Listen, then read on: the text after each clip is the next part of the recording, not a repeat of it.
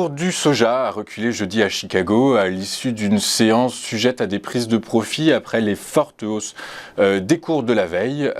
Des conditions climatiques favorables en Argentine et surtout au Brésil semblent peser sur les cours. Quelle est votre analyse, Mathieu, et techniquement, est-ce que ce mouvement baissier pourrait-il se poursuivre ?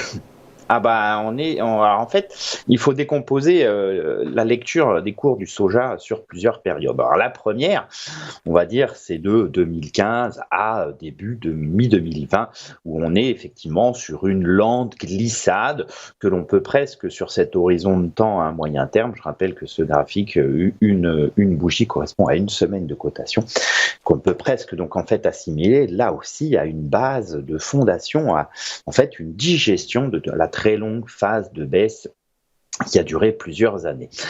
Courant été 2020, une très très forte impulsion haussière s'est mise en place. Les cours sont passés de 800 à 1667,50 au plus haut sur mon graphique.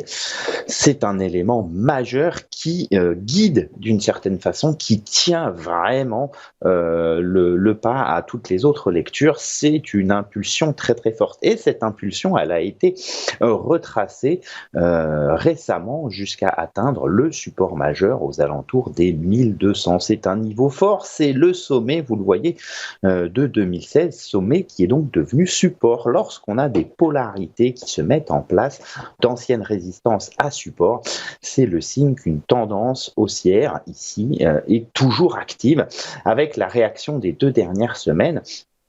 Ça préfigure pour moi d'une reprise de la phase haussière précédente. Elle peut, cette très violente impulsion peut se reprendre, peut poursuivre et atteindre. Alors la toute première résistance, c'est 1430, mais c'est surtout en fait les sommets historiques aux alentours des 1800 qu'il faut viser. Je vous rassure, c'est sur un horizon de temps moyen terme.